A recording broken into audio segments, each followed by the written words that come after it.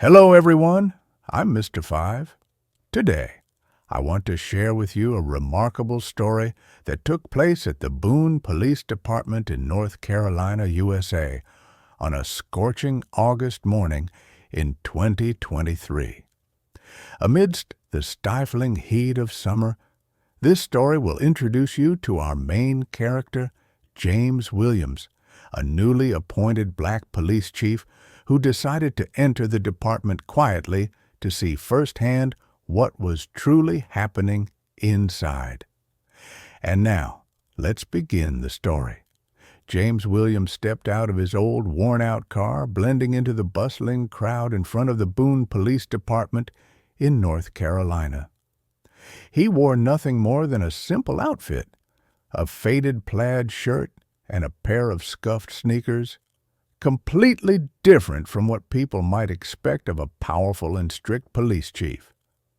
James deliberately chose this appearance because he knew that to create real change, he first needed to see the truth through the eyes of an ordinary citizen. In the stifling heat of the August morning, James carefully observed the officers around him. The mix of laughter and the strong scent of coffee filled the air, creating a familiar yet distant atmosphere. He had long understood that behind those smiles and police badges lay a complex world filled with unspoken conflicts and underlying tensions. His goal today was simple yet immensely challenging: to uncover the deep-rooted issues within this police department, a place he knew still harbored silent prejudices and hidden injustices. With a strong heart and unwavering determination, James was ready to face whatever challenges lay ahead, because he firmly believed that change always begins with the truth, no matter how harsh that truth might be. James slowly stepped into the common area of the Boone Police Department, his eyes quietly observing every person in the room. Suddenly, a challenging voice cut through the air, shattering the momentary calm. It was Michael Brown, a veteran officer, with a smug look in his eyes. He scanned James from head to toe before speaking with unmistakable sarcasm. "Hey, buddy, this is a police department, not a shelter for the homeless. You'd better move along." Laughter erupted from a few officers nearby, including David Miller, a young officer who tried to hide his discomfort behind a forced smile. James remained calm, about to explain himself, but before he could say a word, Michael stepped closer, his tone dripping with disdain. "Didn't you hear me? I said get the hell out of here!" Then, without warning, Michael spat directly in James's face, shocking those around him. Some were stunned, while others watched with amusement. Time seemed to freeze. James stood still, a storm of humiliation and anger swelling in his chest. But he controlled himself, quietly pulling out a handkerchief to wipe his face. He locked eyes with Michael, his voice steady, yet filled with an undeniable strength. "Is this how you treat everyone who walks through these doors?" Michael smirked arrogantly. "Only the ones who don't deserve respect." The department-wide meeting took place in the large conference room, with every officer present as instructed. The atmosphere was lively, with some officers still enthusiastically discussing the incident with the unknown man in the hallway. Michael Brown sat at the front, leaning back in his chair with a smug expression, still relishing what had happened earlier. Suddenly, the conference room doors swung open, and all eyes turned to the man stepping inside. It was James Williams. But this time, he was no longer the quiet, unassuming man from before. Dressed in his full police uniform, his presence now commanded authority and respect. His eyes were sharp, his posture unwavering, and his voice rang out strong and clear as he stepped up to the podium. Good morning, everyone. I am James Williams, the new Chief of Police for the Boone Police Department. I'm sure many of you have met me already, though you didn't yet know who I was. A tense silence fell over the room. Michael Brown's face went pale, a cold shiver running down his spine. A few officers exchanged uneasy glances, suddenly realizing the gravity of the situation. David Miller stared at the floor, his expression filled with regret. James continued, his tone calm yet firm, carrying an undeniable weight. I deliberately chose to enter this department as an ordinary man so I could see the truth for myself. And what I witnessed today was truly disappointing. The tension in the conference room grew even heavier as James's sharp gaze locked onto Michael Brown. The arrogance that had once filled Michael's expression had completely vanished, replaced by shock and panic. James stepped down from the podium and walked slowly toward him, each step carrying the weight of true leadership. "Officer Brown," James spoke clearly, his voice calm but cutting, "when you spit in my face, it wasn't just a personal insult. It was a disgrace to the very badge you wear on your chest." Michael struggled to find his words, his voice trembling. "Chief, I didn't know it was you." James immediately cut him off, his tone unwavering and authoritative. "The fact that you didn't know is exactly the problem. Every person who walks through these doors, no matter who they are, deserves to be treated with dignity and respect. As of this moment, you are officially suspended and will face an internal investigation." The room fell into a deafening silence. A few officers instinctively lowered their heads, avoiding eye contact. In the back, David Miller stood frozen, feeling a deep mix of shame and admiration. With a slight nod, James delivered his final resolute statement. "This is the moment for all of us to make a choice. Either change or walk away." Immediately after the meeting, the Boone Police Department was engulfed in tense silence. Officers left the room without their usual small talk or laughter. The news of Michael Brown's suspension spread quickly, shaking up the department's usual atmosphere. Those who had once viewed disrespect and discrimination as routine behavior now found themselves uneasy, rethinking their own actions. James Williams sat in his new office, gazing through the glass window down the hallway. He knew that today's decision didn't just impact Brown. It sent a clear message to the entire department. A culture of disregard and prejudice would no longer have a place under his leadership.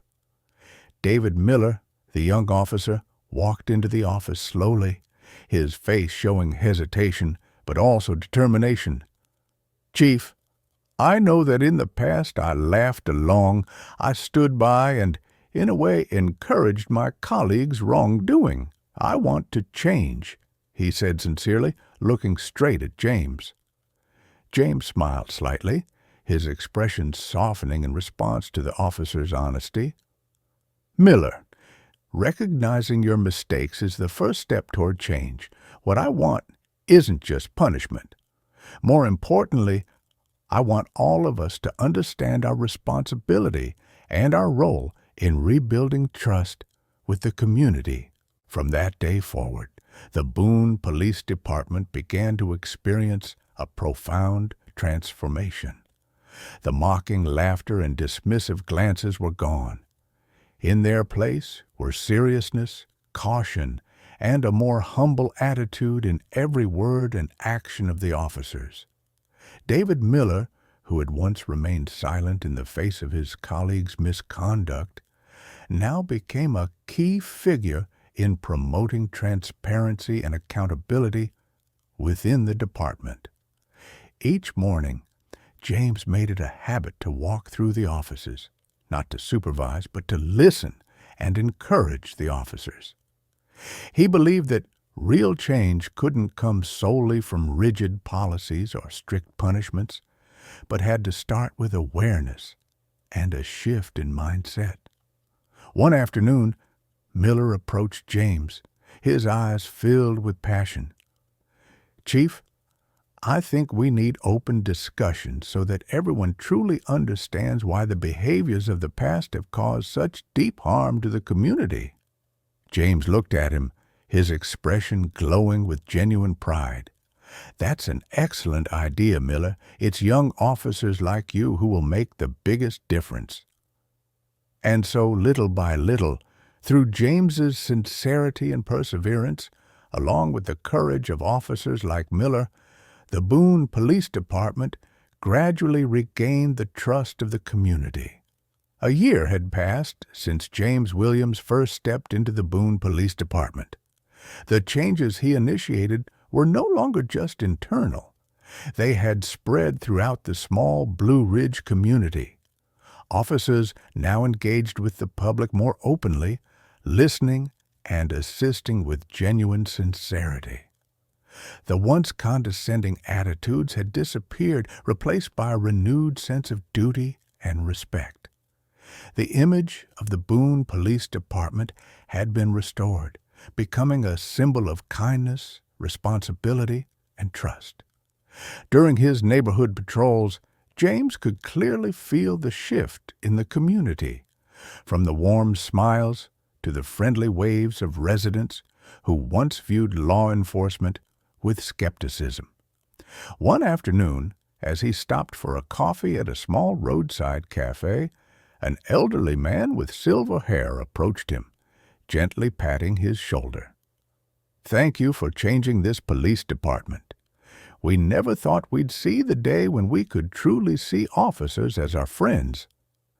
James smiled warmly and replied sincerely, "There's nothing more rewarding than seeing a community and its police force truly understand each other, working together to build safety for all."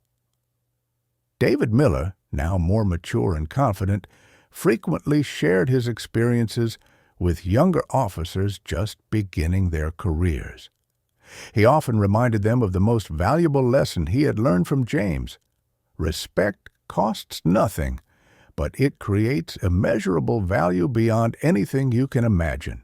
Looking back on the journey he had taken, James Williams understood that change never happens overnight. He had faced skeptical glances, quiet resistance from veteran officers, and even challenges from a community that had long lost faith in law enforcement. But step by step, through perseverance, integrity, and an unwavering commitment to justice, he transformed the Boone Police Department from a toxic environment into a place where respect and accountability were the foundation. David Miller, once a young officer swept up in the negative culture, had now become a key leader in guiding the next generation. He understood that silence in the face of wrongdoing was the greatest danger, and that the true duty of an officer wasn't just to maintain order. It was to build trust and create real safety for the people they served. One late evening, as James was tidying up his desk, he received an anonymous letter from an officer in the department. It contained just one simple line: "Thank you for showing us that being a police officer isn't just a job. It's a responsibility."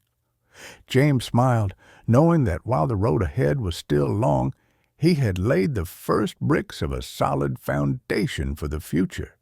He left the Boone Police Department on a quiet evening, the North Carolina sky painted in shades of orange by the setting sun. He didn't seek recognition or applause. What mattered most was that change had begun. The officers here now understood that power wasn't about privilege, but about responsibility and respect. Change is never easy, but with persistence and integrity, one person can make a difference. Someone willing to stand against injustice can inspire an entire generation. Never stay silent in the face of wrongdoing.